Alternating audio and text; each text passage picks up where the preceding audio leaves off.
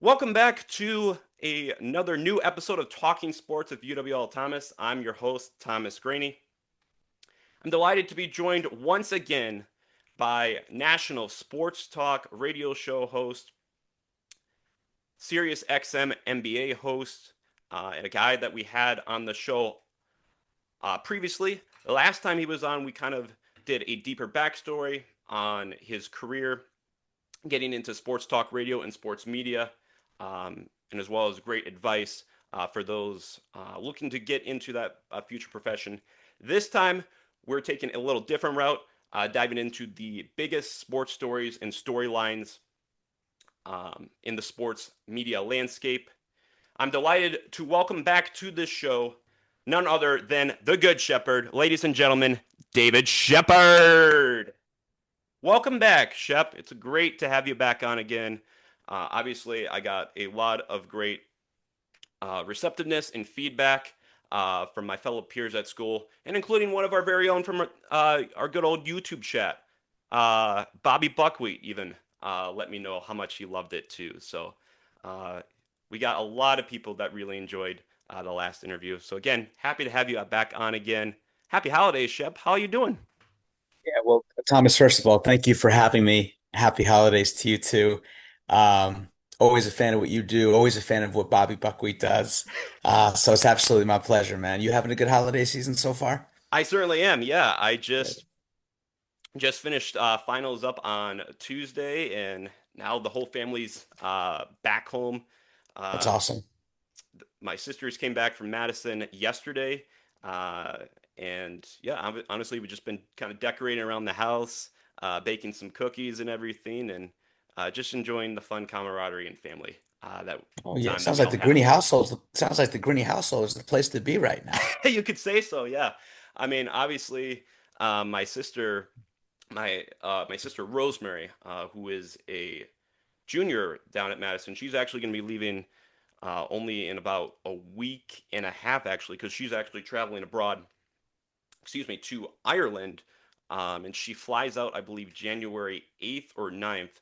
So we get a very little time with her. Then obviously, I'm going to be heading off to a conference in Minneapolis January 2nd through the 6th before coming back as well. So a lot of moving pieces, a lot of moving parts, but hey, anytime that we have all five of us in the same place at the same time, it's always a blessing. So Absolutely, absolutely. Well said, man. Well thank you, said. thank you. So yeah, without further ado, folks, we have a lot of great sports storylines that have been going across the internet. And the first one that I want to talk about, it's a little old in news, but it's still really big, at least in the college football sphere. Everybody is Lane Kiffin. So for folks that did not hear, Lane Kiffin, the former Ole Miss head coach, has now taken a position at LSU. And I need to give massive shout out and massive props to ESPN's Marty Smith. Marty Smith was covering this, if I heard correctly from my sources, for I think 18 hours. He was up the entire day, the entire night, just awaiting that decision that Lane Kiffin was going to make. Lane Kiffin delayed that for the longest of time before eventually coming out. I think it was late Saturday evening with that decision. So I got to give massive props to Marty Smith and his crew for sure. But Shep, I'm just curious. Obviously, you talked about it on your show, but to the audience here, what do you think of the Lane Kiffin decision, and how do you think it really has affected, obviously, the college football sphere, the coaching carousel, and what impact do you think he's going to make now, moving to another SEC team, the LSU Tigers, and how he might impact that program moving forward? Yeah, so to answer the first part, it's just another, you know, problematic, complex, funky situation when it comes to college football. College football, I get that it's a business. I get that it is something that, commissioners and university presidents and, committee chairs make a lot of money off of. But there needs to be a better system in place, whether it is the NCAA, whether it is the FBS, whether it is schools getting together, conferences getting together, that say National Signing Day and everything that has to do with the next season can't take place during the season itself. And that would eliminate all of this. This is such an unnecessary chain of events that's happening right now. And it's really unfortunate Yeah. because Ole Miss, while a proud program, has never had this kind of success in this era. Not even close. Not even close. And Lane Kiffin, to his credit, is the greatest coach Ole Miss has seen in the last half century, easily. Yes, I would agree. So the fact that they were a fourth quarter away on the road against Georgia from being undefeated, and Kiffin can just take off in the middle of the night, it's a really, really problematic situation for college football. In terms of the difference he's going to make for LSU, well, we know the difference he's going to make. You see in the reaction from Ole Miss fans. They Yes, wouldn't be this worked up. They wouldn't be this animated. They wouldn't be this upset. They wouldn't be this hurt. They wouldn't be this offended if they didn't know Lane Kiffin was going to be a huge difference maker for LSU. He's certainly going to be an upgrade from Brian Kelly. The guy has coached in the SEC for close to a decade now. The guy has been a very successful offensive coordinator in the SEC at Alabama under Nick Saban. exactly. So this is going to be something that is very favorable to LSU. It's why they had the governor in the middle of all this as well. I mean, the most important person employed by the state is dealing with the head coaching situation at LSU. It just goes to show you how significant this is for everybody involved, especially in the state of Louisiana. Yeah, it's going to be an upgrade for sure. Lane Kiffin, to his credit, not exactly gonna, rewrite the book on having a high moral ground, but somebody who absolutely has turned everything around for himself as a coach in his second act. Absolutely. And speaking of college football as well, Shep, obviously a lot of stuff going around in the sports world regarding Sherrone Moore and what he did um, with Michigan. And I thought personally myself, you've been filling in a lot, by the way, to the audience on the Infinity Sports Network for some other We're, great hosts as well. we're But not we're not going to be around much longer. that's true. Yeah. So for folks, speaking of, this was not part of my plan to plug that, but for folks that do not know, unfortunately, um, my great friend David Shepard will be leaving uh, CBS Sports Radio / the Infinity Sports Network, and officially um, a We little all we less all than are. 2 weeks. We Yeah, all are. everybody is. Yeah. Everybody Yeah, is I as a mean, whole. It's sad, but Pat Boyle's doing a BetMGM show, but yep. the state, I mean, the all the other staples of the network that currently have shows, we're done. I mean, that's the nature of what we do. I'm so sorry to interrupt your question, Thomas, but No, it's you're all just good. to me, it's like, when someone says of the Infinity Sports Network, I just it's um it's a surreal feeling because it's Yeah. like in a week from now, it's essentially in a week from now, more accurately 9.5 days, but Yes. we're not going to be around. Yeah, it's unreal. But I'm sorry, you were asking me a very valid question about Sharon Moore. No, no, you're all good. And again, I Yeah. promise you to the whole audience, that was not part of my original plan to put a plug out there and have Shep go on a little soapbox about that too. And obviously, he has meant so much to the Infinity Sports Network. Really, for me, he is a true breath of fresh air. He brings so much knowledge. He comes in prepared. Um, I guess why I'm on plugging him in the Infinity Sports Network. If you guys have not seen our first part of me and Shep diving into his career, I would highly recommend you go check that out um, on the Talking Sports Spotify page as well as my YouTube channel as well too. But he, again, folks, has meant so much not only to me, to every other host, no question, that he has interacted with producers, board ops on the Infinity Sports Network as well. And I know that no matter where he goes, and I even messaged him about this too, that no matter where he goes, he's going to do great things. He's going to continue to bring a great impact to the sports media landscape, and he's going to continue to inspire others like myself to enter in that profession and follow. so to speak, in those footsteps that folks like the great Good Shepard, David Shepard, have created as well too. But back off the bunny trail and talking more so a little more college football. Sherrone Moore. So Sherrone Moore, for folks that do not know, um, there are some recent allegations of him and a relationship that he had. I believe it was with a staff member on the Michigan Yes. Oh, yeah. football team. And Shep, what I was going to say before we went on our bunny trail, which again was totally fine, was you did a great job earlier this week talking about this on your show too.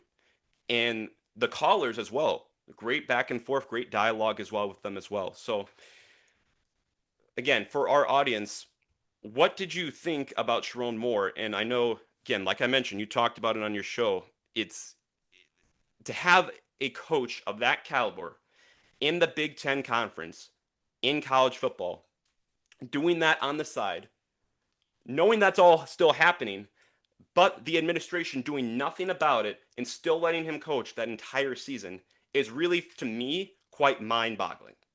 What say you? Yeah, well, and first of all, thank you for the kind words before. Of course, of course. Um, My pleasure. Jerome Moore probably should have heard that. Maybe otherwise he wouldn't have gotten busy with people that he never should have gotten busy with. So, look, this is about beating Ohio State, right? Sherrone Moore is the only coach in the United States that can say in the last 2 years before before playing them, because obviously we know since then Indiana was able to get the better of Ohio State. But Jerome Moore was the only coach that could actually say, hey, you know what? I know how to beat Ohio State. I could beat them at their place. So with Bryce Underwood, the star 18-year-old that he is, with home field advantage, I got to be the coach. At least that's what Michigan's brass was thinking, right? This was going to be the difference maker in this particular matchup. And it looked actually like it was going to go in Michigan's favor early on. Special teams was clicking on all cylinders. The offense was looking good. The defense was coming up with key stops. And then the second half happened, and Ohio State completely ran away with it. In my opinion, if because I have no knowledge of this, but I'm just connecting dots. Mm-hmm. If Michigan wins that game, Michigan ends up in the top 12. They end up in the college football playoff. They wanted to win that game more so than they wanted justice for what was going on in the program and what was going on in terms of eradicating and ultimately solving the behavior of Sherrone Moore. Mm-hmm. Once he lost the way he did, well, then completely excuse to fire him, Mm-hmm. right? That's what Yeah. that was about.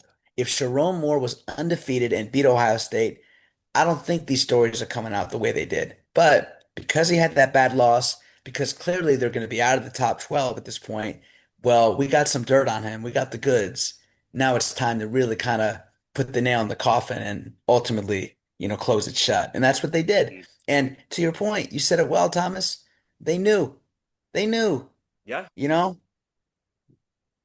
Yeah. And, I think for me, and of course, I will never be involved in college football administration or anything, but I think this is a great lesson for other programs.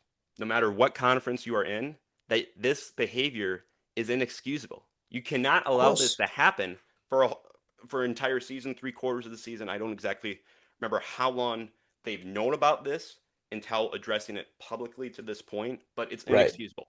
It's and again, like I mentioned on your show, you said it so well, and I think many other callers were following suit along your same page as well. And speaking of inexcusable behavior as well, we're just going to keep the fire rolling with college football here. The Notre Dame fighting Irish. So for the audience that don't know, I have it this storyline titled "Notre Dame fighting Irish acting like babies." And again, this is another story, Shep, that you brought up so very well on your show.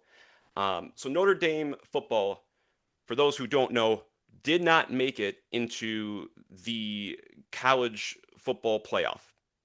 And as a response to that, they kind of, so to speak, went on a little mini strike and were just acting like the aforementioned babies, so to speak. And you know, when I look at through my lens at least, you're having these young adults, some maybe even around my age. Like I'm only 22 years old. I mean, these student athletes maybe obviously a couple years younger, but they're just going off on the committee, going off on college football. Understand that Notre Dame, they they are an independent. So they're not really a part of any official conference. However, I think I have heard personally that they may be looking to join a conference later in the future. But still, understanding all this, Shep, how do you feel about that? They have a right to be upset. They have a right to feel overlooked and mistreated because to them, they were above Miami the whole time, you know? And when I say the whole time, not the whole season, but at least in our memory, the last 2 months, they have been higher ranked than Miami. Miami didn't play in any ACC title game. Now they should have, but they didn't. Yeah. Notre Dame, obviously, you mentioned it, is an independent. They didn't play in any conference title game. So they don't play in any conference title game. Both is true for Miami and Notre Dame. And yet, Notre Dame, when it comes down to the rankings, they, at the very last minute, fall behind Miami. Well, that doesn't make sense Mhm. because they were ahead of them for the last 2 months and both don't play, but yet Miami ends up ahead of them. So they have a gripe. They have every right to be upset. They have every right to feel mistreated, but doesn't mean you handle that by putting your hands up and going to mom and whining. And that's what they did. They were in the playground, they got mistreated, but they took their, bucket and then they just went off and cried to mommy and daddy. Mhm. And the thing that bothers me about this is Notre Dame left this decision, whether they should play or not in a bowl game, they left it to the players. Exactly. Now, Thomas, you're 22. You're Correct. obviously very mature. Thank you. You give a lot of thought to a lot of things. So you are the extreme when it comes to college students. Not to say that college students are immature, but to be honest Yes. with you, their brains are not fully developed yet. Not Exactly. between the ages of 18 to 22. It's not fully developed yet. And I can tell you as someone that is close to 40, I don't know a lot, but I do know that I know a lot more at 38 than I did at 22, 21, 20. Yes. As Marcus Freeman is the head coach, it's his job to actually make the decisions for the student athletes and do what's in their best interest, not to allow the heat of the moment and, the wound to dictate what they're doing. And that's exactly what they allowed to happen. And that's really disappointing. Absolutely. Yeah. Because Thomas, they can have an opportunity to play for one scout that may have never seen them before. And that particular game is going to be what allows them to be the difference between getting drafted Mhm. and getting undrafted and making a practice squad and having a much harder road to staying in the NFL. Well said. I mean, and yeah, I mean, personally myself, I mean, you mentioned the age range of 18 to 22 and still being immature and everything at times too. I'll be honest, folks, to the entire audience here, there have been multiple times where I've let my immaturity get the best of me, and my parents have called me out on it too. So, the Good Shepherd here brings up a great point, like that you don't really fully develop, and that brain doesn't fully develop more specifically until like age 30. So you're Yeah, absolutely right. 25, 30. Yep. Yeah, so they're still growing, they're still progressing, and to have these student athletes be doing the stuff that they're doing, again, it's like you mentioned, it's really inexcusable. And again, it's something that other programs from other conferences should look at and be like, we cannot have this happen. Let that be an example for other teams of what not to do. Sure. Absolutely. So we're going to shift away uh, from college football and go more so to the professional ranks. I want to talk about the Green Bay Packers. Obviously, I got a beautiful Packer bed right behind me in my parents' house, so it seems fitting that we got to talk about it as a Packers fan here. So obviously, the big news from from the Cheesehead Town, from Titletown, is the Micah Parsons injury. And what everybody is talking about on Wisconsin sports talk radio, including one host who I really, really like yourself, Shep, who's really acknowledgeable. His name is Bill Michaels. For folks that do not know him, I would highly recommend you check out his YouTube channel.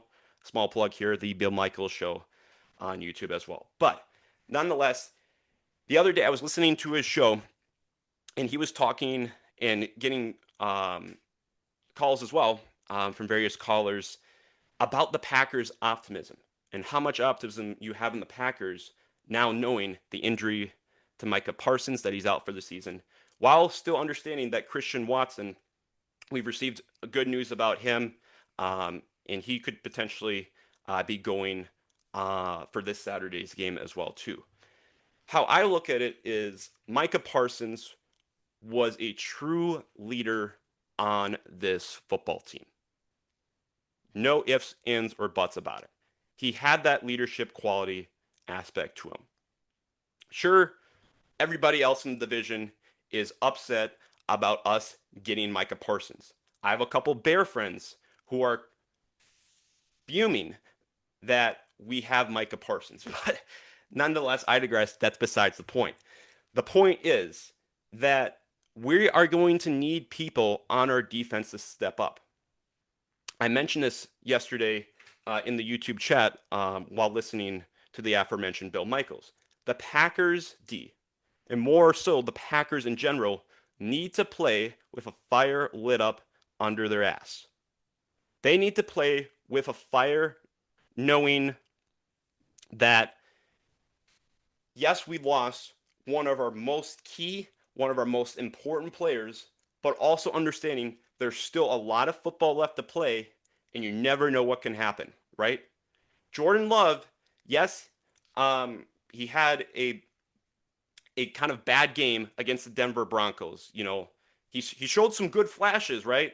But later on in that second half, once we lost guys like Zach Tom, once we lost guys like obviously like Micah Parsons, the Christian Watson injury, obviously we saw the team kind of in a sense tank a little bit. I hate even using that word, but you saw a regression a little bit. Obviously, the Denver defense, they came out ready to play that second half. I don't know what Sean Payton said in the locker room. I'd love to have known what he said, but still, what I'd love to see, Shep, from the Packers these last 3, 4 games of the season is just to play with a fire, to play with an energy, and to play for Micah Parsons. And obviously, I was listening a little bit to suppressors. I saw in the locker room, Rashawn Gary and many other teammates got emotional and choked up speaking about Micah Parsons as well too. So you understand the impact, folks, that Micah Parsons made and has made for this football team as well too. One other note, Shep, before I want to get your thoughts and opinions on this topic as well too. Micah Parsons did post on his Twitter a message saying 2026 with a salute face um, as well too. So that could be saying something. However, I do not want Micah Parsons to rush back from this injury because obviously with ACL injuries, y'all, ACL injuries are really huge. Obviously, I'm worried a little bit about Micah's mobility, and obviously he can get off the ball so dang fast. So will he be able to get off the ball as quick post ACL surgery remains to be seen. I I'm a little unsure about that, but nonetheless, I remain optimistic as a Packers fan that we still can play um, really hard. The defense, obviously, we're going to need some new playmakers to step up. But Shep, what say you on this Bears Packers game that we had last week, and obviously the impacts of the injuries that happened during the game as well? Well, honestly, you said it all. I took the words right out of your mouth. My bad. Mike, Micah Parsons is the best. defensive rusher we have in today's game. He's the only guy in NFL history to have at least 12 and a half sacks for a player's first 5 seasons in every single season. This is a huge blow. It's a huge loss. You should have won that game against Denver. Yes. Um, you absolutely should have won that game against Denver, and Bo Nix came to life, and Jordan Love couldn't match that, couldn't meet that, tornado that is Bo Nix, especially in fourth quarters. In terms of what's going to happen with the Bears, well, that's a great rivalry. I mean, that is one of football's greatest rivalries. You got a third year starting quarterback, you got a second year starting quarterback that are both absolute stars in this league. I know people don't want to put Caleb Williams into that top 10 conversation. I would. I Okay. would put Jordan Love, at the fringe of that top 10 as well. So, get your popcorn ready. But the loss of Micah Parsons, big picture for the Green Bay Packers, it's going to be too much to overcome in terms of actually contending in the NFC.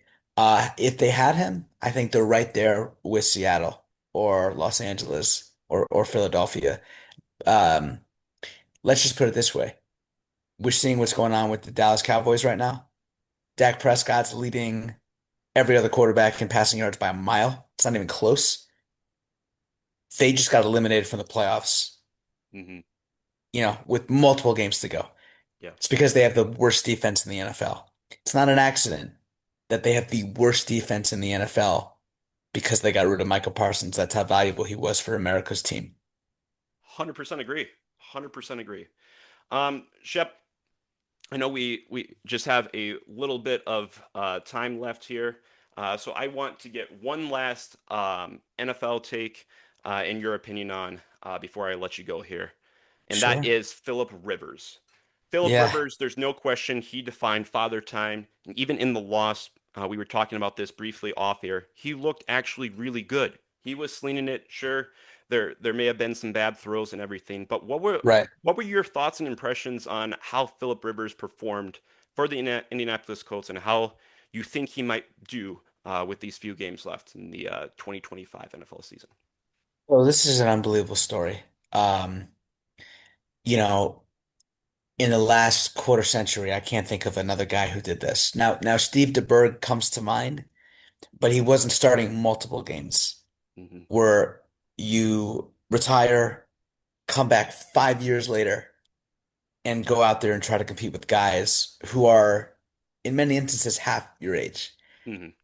I thought Philip Rivers made that incredible play, that throw that ultimately set up the field goal, which should have been the game-winning field goal. You wish that Shane Steichen was a little bit more adroit and intentional about the way he managed the clock. I felt like they left way too much time on the clock. And listen, you hit the nail on the head. The fact that he's even out there, that's the win. The Hmm. fact that he is not costing his team at 44 years old, that's the win. The fact that Exactly. he was 20 seconds away from actually getting the victory against one of the NFL's very best teams in the Seattle Seahawks, in Seattle, mind you, Hmm. that's the win. This is a really cool story. The guy's a father of 10. He's a Yeah. grandfather, I believe, of 4. Uh, this is such a feel-good story that if you came out with it on Netflix or Amazon Prime or Apple TV, you would just say, yeah, this is fiction. I can't buy it. This wouldn't Hmm. happen. Well, it did happen, and it happened in the form of an individual who loved the game so much and missed the competition that severely that he was willing to say to his Hall of Fame candidacy, yeah, I'll see you in 5 more years. That's pretty freaking cool, man. I would absolutely agree. Well, Shep, that is really all I have uh, on my docket for today. But again, I do want to say thank you so much for coming on again. Thank you for all the great insight that you have brought my audience. Thank you. I want to say this really quick here before I let you go. Thank you so much um, for everything that you brought to Sports Talk Radio on the Infinity Sports Network, formerly CBS Sports Radio. Like I mentioned in my Twitter post, you're going to do great wherever you go. I will not be able to listen personally on Saturday to your show, but obviously I will see the social media message and know where you're heading next. But know that you have a great future ahead of you. You are going to do great things no matter where you go. And I wish you all the best, Shep. And again, I really appreciate Yes. you coming back on. Of Um, course, of course. Well, Thomas, I want to respond to that quickly. I want to tell you that it means a lot, that you care that deeply about what I do mhm, and about the work that I put in. That means a lot because you're someone of high standards and yes. you're someone of a strong work ethic and dedication and desire and talent. Thank you. And Thank you. this is a tough business we're in. Hmm. It ain't meant for the weak. Um, Yes. and so, when you do what I do for a living and you have the privilege of being able to broadcast to tens of thousands, if not hundreds of thousands of people every single show you do because of the privilege of being on in so many markets. Um, you know, it means a lot to have community. It Hmm. means a lot to have that listenership, and you've been a huge part of that. Thank you. So I want to thank you for adding to what I do and adding to what the network does. And I always get um, excited, and I'm always looking forward to what you have to say in those YouTube Thank chats. you. Thank you. It means a lot to have someone who is so hungry to do well in this business Hmm. as part of it. So I credit you, man. I Thank you. credit you for your desire. I credit you for your hunger, your commitment. It's not lost on me. I'm sure Hmm. it's not lost on Bill Michaels when he's checking out his YouTube chat. I'm Yes. sure it means a lot to him. Yes. And just continue to grind, Thomas, I because will. you're on the I right will. track, brother.